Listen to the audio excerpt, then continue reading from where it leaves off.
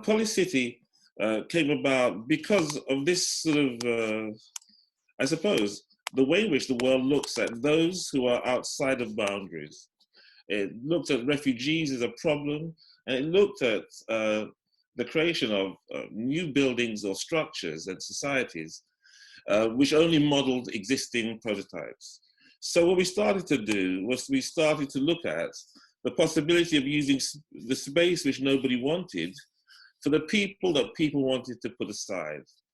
And in this instance, we looked at the United States, and we looked at the Trump wall. The Trump wall is an interesting idea because it's meant to be a barrier.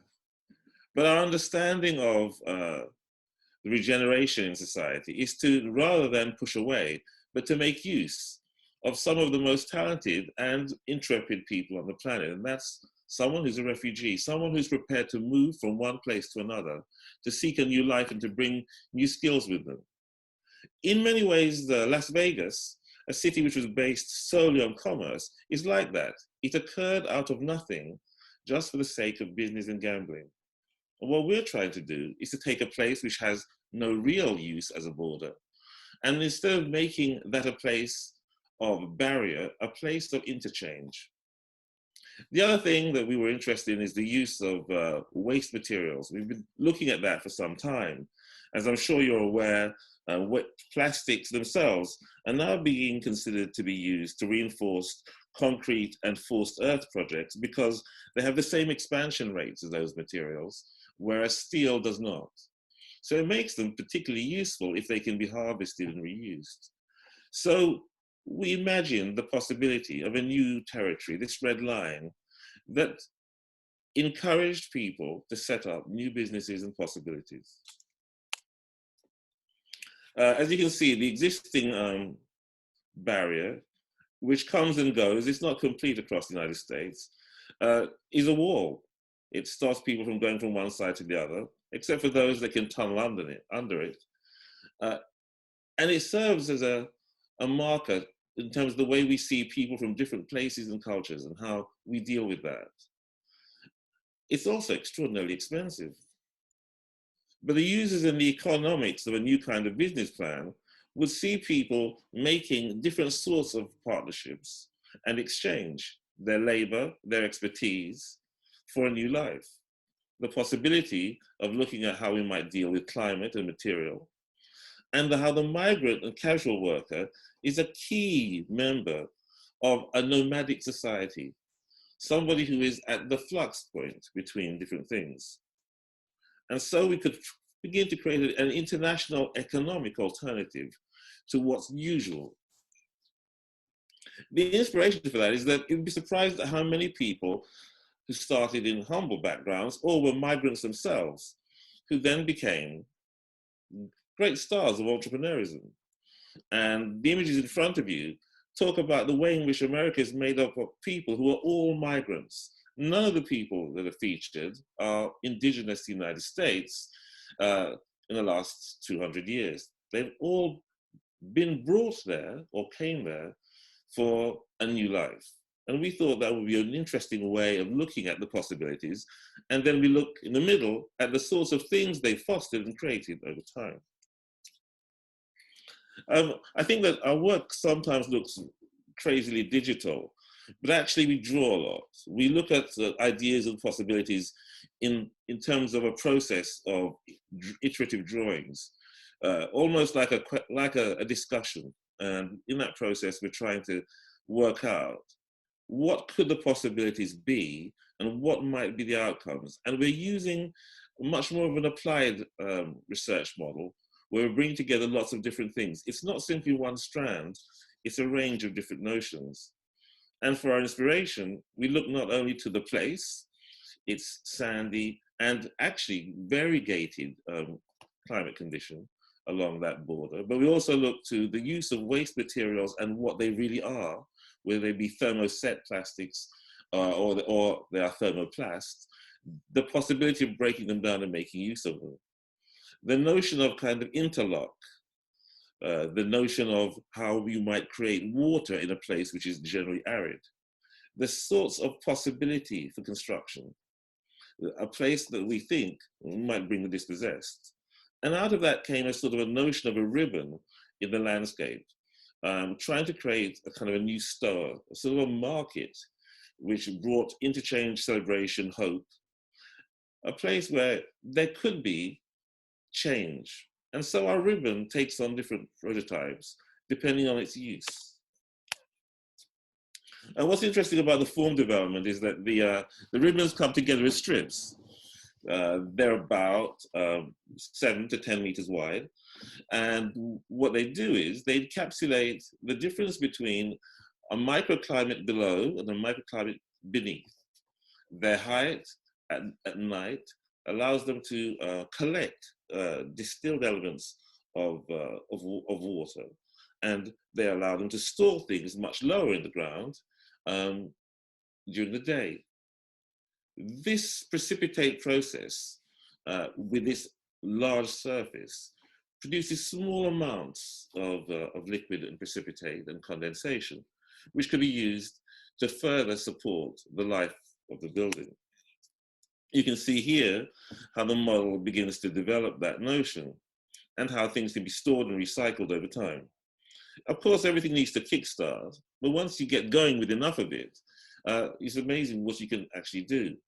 The front portion of the building is the public realm, the bit which cantilevers over into the United States, and the body of the building is the activity, the small businesses, the sorts of ingenuity that you need for a place, hospitals, playgrounds, etc. And then toward the rear is a landscape, a false landscape of aeroponic growing. It's in some ways like a termite mound turned upside down, or should I say turned sideways, allowing air and wind to pass through the building, aerating it as it passes through, creating those deep chasms of microclimate, which are comfortable and welcoming. In terms of zoning, within each block, the zones are broken so that you have a micro local environment at each point. And that's something that we've been interested in for some time, moving away from the notions that everything has to do one central delivery process. We think that there's something more about the way people organize themselves. So back to waste. The circular economy notions are always talked about, but you never actually see them in action. But if you could, and there are now a number of projects which scrape the oceans for waste, if you could collect and break down those plastics and use them as a partly reinforcing element within the making of our structural material, you suddenly have a really interesting proposition for a new industry. And that's key to the making of this place. I won't go through all of it, but you can sort of see how it works from recyclable materials, transportation using electric vehicles, cleansing, removal of the things you don't need, the creation in the end of electricity, and that comes through this process also, sun collection, and how that impacts on a process for the creation of each strip that gradually marches its way across the landscape.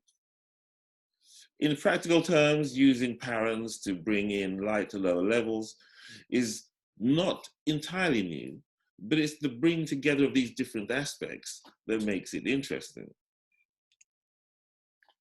The linear permutations are quite interesting because you suddenly have a code to a building.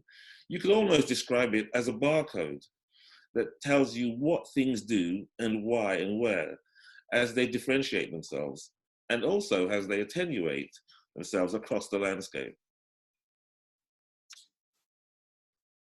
You can see the difference between the built form and the landscape form.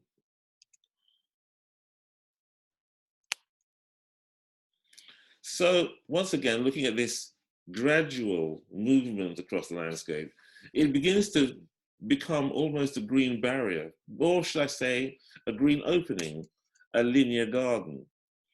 And as a series of masses, they articulate needs and uses as they develop. I don't know if any of you looked at Las Vegas from a real real height difference from an airplane. It does rather look like a series of spikes in the middle of a landscape.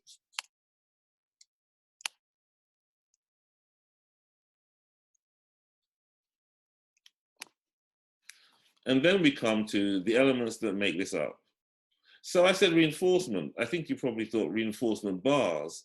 What actually I was thinking about is a series of elements that interlock. And we've been working with this notion of interlocking plastic elements that become a chain. And the chains take up the structural dimension of our projects. It's as simple as egg grates, but as complicated as a bridge. But within that, we are setting a new precedent for architectural form, we hope. And we think we can do that in this sort of format. You can see the differentiation between the two lots of things, and you can also see the control zone between the ground level and the principal activity level. Light may penetrate to that level of communication, but none, regardless of that, it's almost used as a portion of the engine to either collect and store heat or to dissipate heat. In long section, it becomes much more complex. This block begins to develop itself, but its skin now begins to take on some of those green proportions I talked about before. The movement attenuation system is quite interesting because when stacked in that manner, it's incredibly resilient to ground movement. And normally we'd be able to show you an animation that showed the difference between a static structure and this. The linking of these chains is actually quite an interesting proposition for a building that is in flux. It's almost living.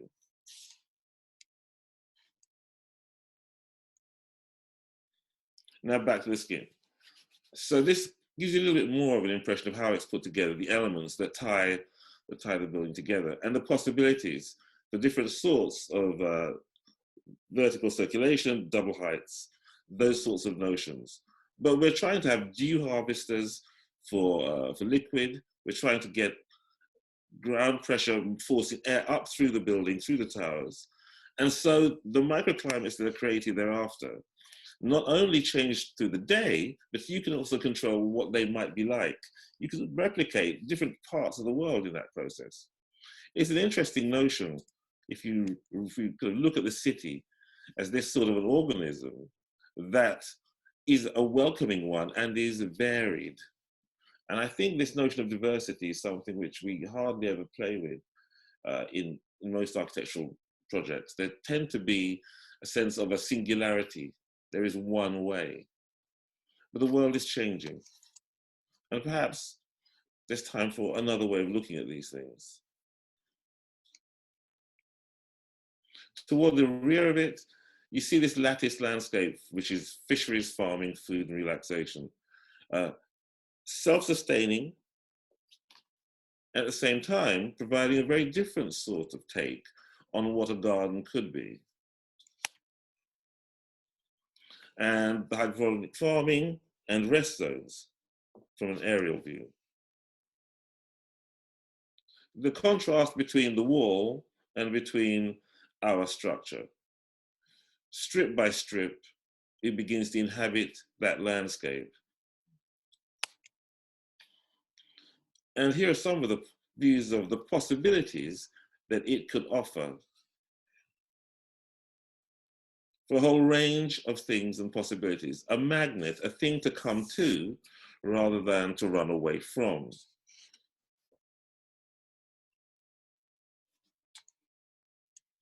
A series of fiestas, a place of work, culture, everyday activities. That's the integration of surface, form, and structure using a different kind of material proposition and a different kind of structural ambition for what we intend to do. It could also link into rapid transport systems, which are also being developed.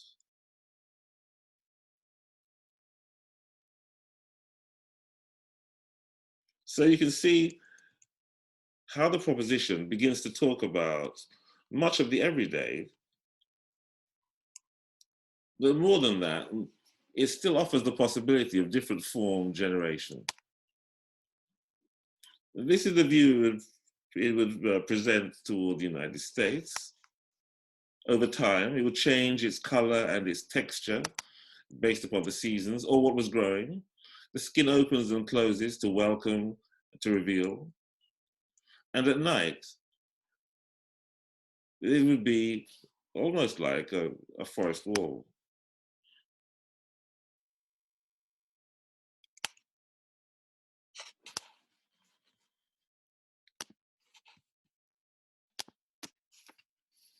Now there's an animation which goes with this, which has to be played separately. So I should try and find that for you.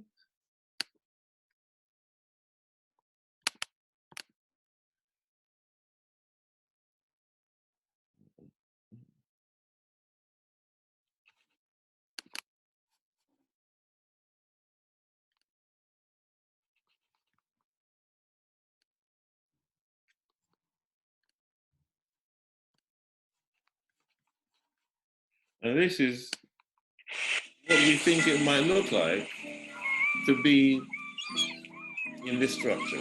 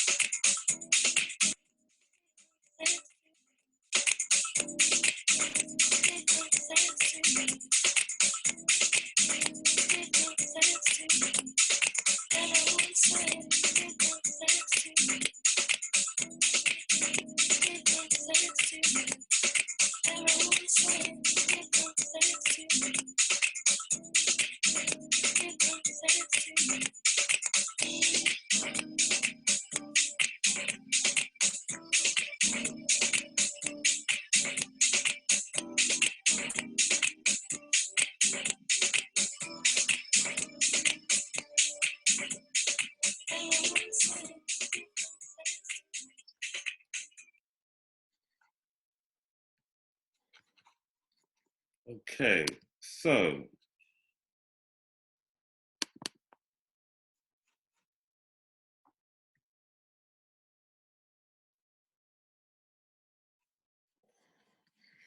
that project, would actually create some interest because I think it's the mixture of looking at new kinds of structure made out of materials that you otherwise would not think could recycle into these forms, and the scalability of it, but also addressing a problem or a perceived problem as an opportunity. This project is slightly different. This deals with another form of connection, and that's the connection with the Belt and Road notion that China wishes to reinstate. This great communication link from China to the rest of the world. It's prescient at this time because it talks about how do you deal with development and how do you deal with control and opportunities. And clearly, in the current context, this ability to wish to leave your city to become part of a greater commercial whole and to seek opportunities has made a big difference to the way in which Chinese cities are built and developed. There are cities which are in mothball, which are yet to be fully occupied, whilst at the same time, small towns and medium-sized cities lose all of their youth attempting, against all the rules, to move to bigger cities for the chance of a greater life. And then what happens to those which link the Great Belt and Road idea?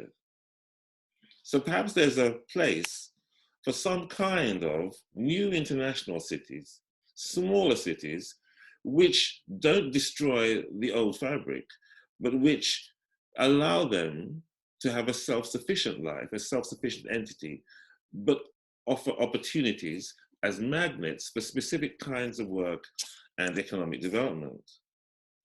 You can see where this city links in Xinjiang province, has extremes of desert, has extremes of temperature, and a lot of space, and a lot of need for the kinds of communication that we would like to put in place. And so we were asked to have a look at it from the Western China Institute, to have a look at what could be the possibility for the dying towns that sit in between these places.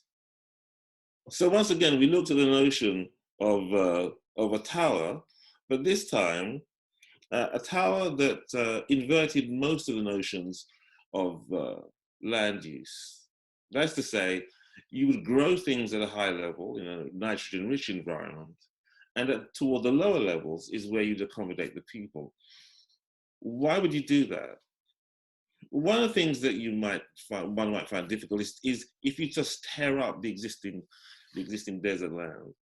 Not only do you change dramatically the ecosystems that exist, but you also lose any potential to increase the yields the land can offer.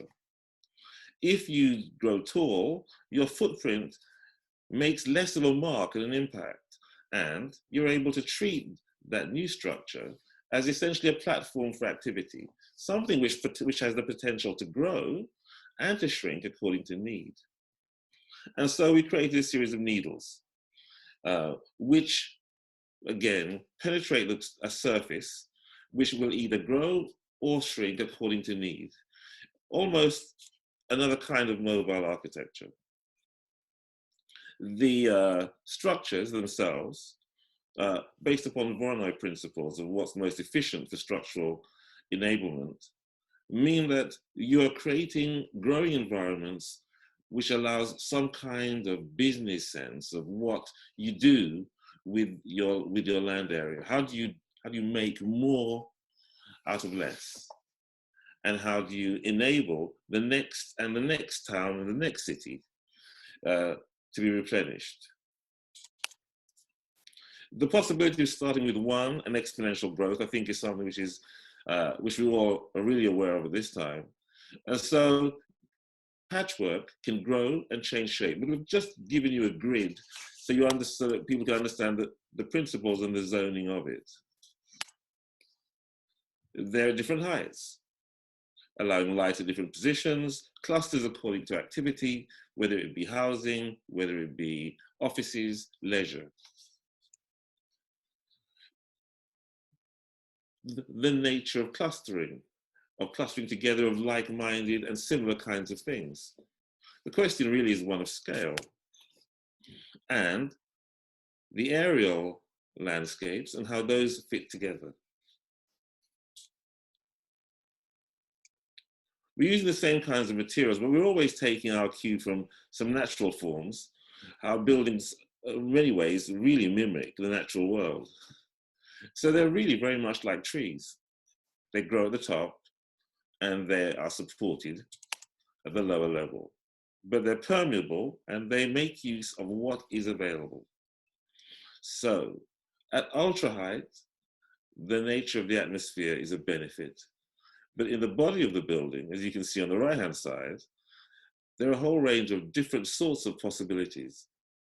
And those landscapes offer the chance of controlled environments beneath them that allow people to have a leisure, pleasure environment.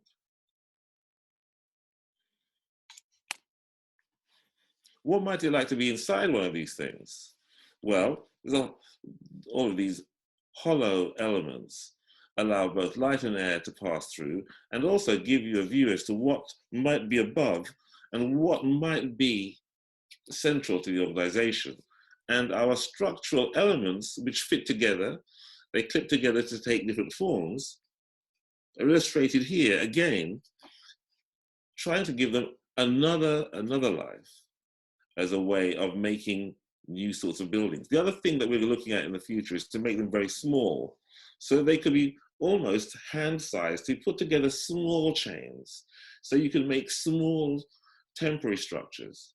And I think there's a real mileage in that, and something which would be quite an interesting proposition. The question always for us is, what can you do with cheap material, but what can you envision as a possibility for new kinds of social structure, and also in places where you touch the earth lightly? The environments, once again, have all of the contemporary things that one is used to. The difference here is that the skin is placed so far away from the outside that we create another climate, and in that climate, and with screening of this type, we're able to then provide for each individual inhabitant to make their contribution on the sides where growing is. And then on the sides where airflow can be harvested, we have vertical turbines that collect that. In the body of the building, the voids are created to create their own air channels, specific to how we would like the building to function. This is just looking out from another one of the walls. But rather than pretend that trees don't have roots, we create for them their own particular root system, and a whole series of leisure facilities within this to make it an attractive structure. But here is quite interesting to see the way the voids are carved through the building based upon their locality, where they sit amongst others. So we begin to make special benefits of that possibility. And on the right-hand side, you begin to see how those change over time. And they take on different forms at different levels.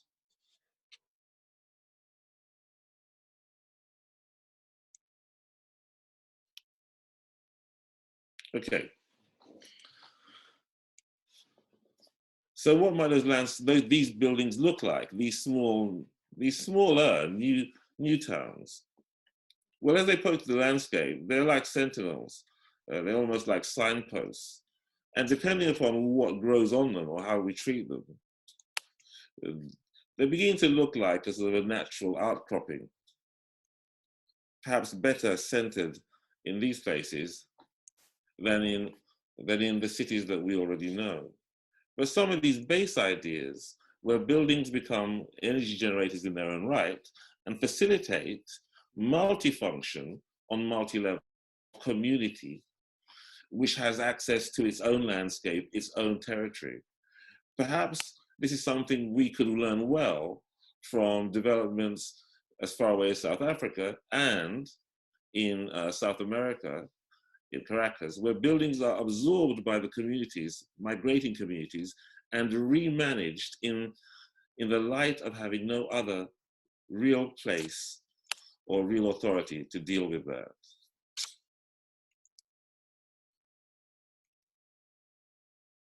So from the relentless to perhaps a little more calming, but we were trying to prove the idea to see what was the extent that would be.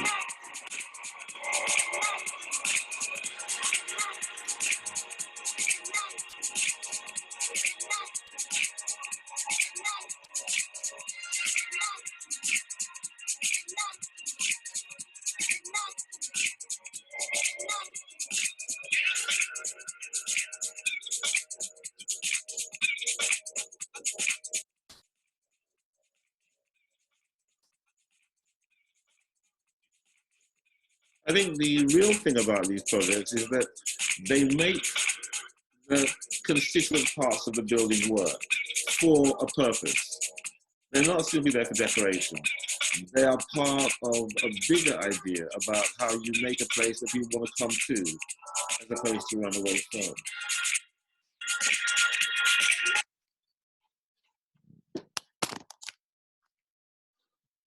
Okay. Both those projects were shortlisted for Best Experimental Architecture at the World Architecture Festival. And it's interesting to see the sorts of projects you see otherwise in that regard, and to see this sort of project, which looks at new material, new structure, and prototypes some of those elements. So the plastic elements we prototyped for real to give a sense of what we could be doing in the future. I think that I'm going to move to a project called Ostian now. As just a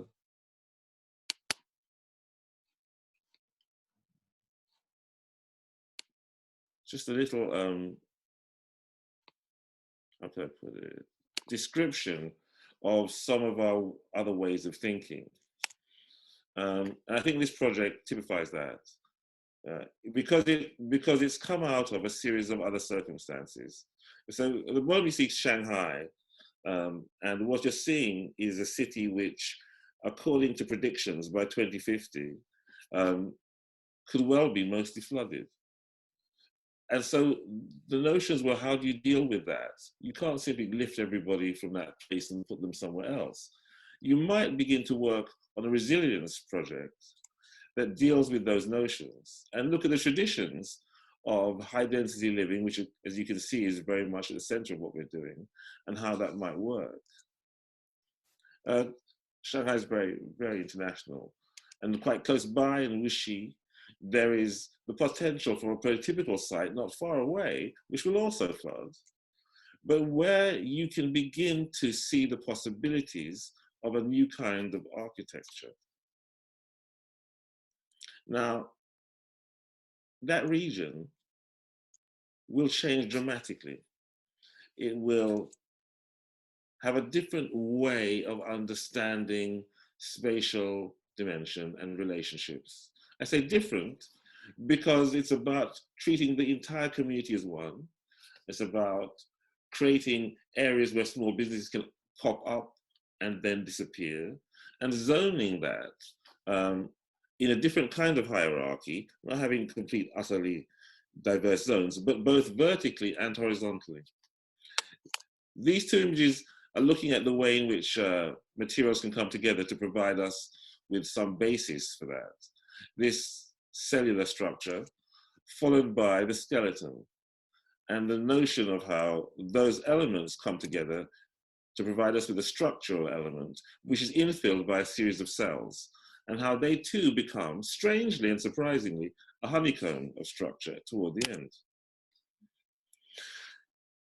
In this instance, you begin to see where each of the slotted elements of inhabitation fit into our waffle. It's rather like a radiator grid. Not just for air, but also in that process, they also have almost the form of a turbine.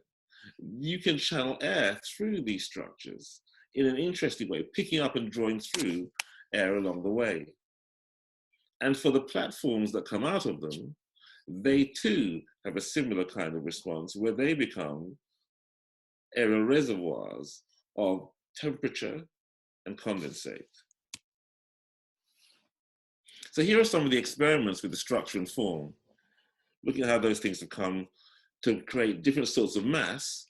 And out of that, we began to realize the differentiation of different sorts of communities, placement in relation to different activity, and how that already begins to define how a building could function, which is both social and commercial.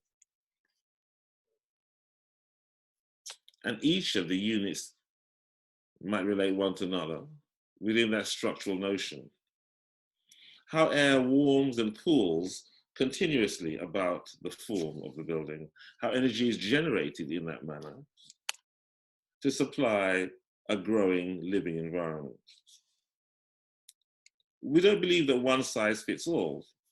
We believe that all of these elements come together and stack according to various permutations. And we think that that optional quality to it will in fact be dissonant with our original structure, but is to be welcomed. It's what would bring it alive. It doesn't all have to happen at the same time. Structures should grow, and they should develop, and they should change. There is no immutability in the nature of the design. There is just the possibility of change. The way they're laid out in terms of floor plan, again, creates areas of openness, areas of control, areas of relax, areas of work. But shopping and all the other activities mean that you could probably live within a section of that building as much as you might live on a hill or you might live on a mountainside. Where those areas might take place and be.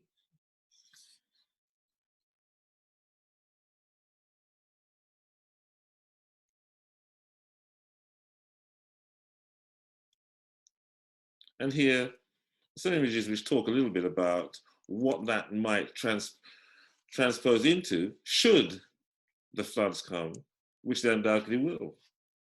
If we were to embrace them because this building is raised up,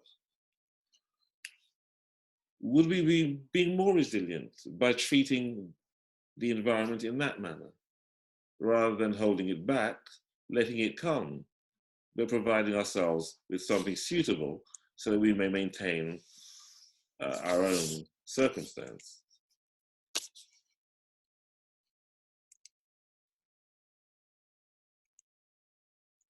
And the impact of such a building, what might that be?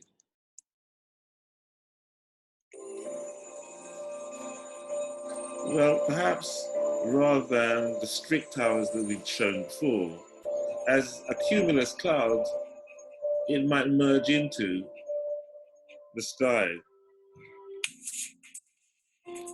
So, 3 projects, 3 ideas, 3 possibilities, looking at form, material, and social experiment. Thank you.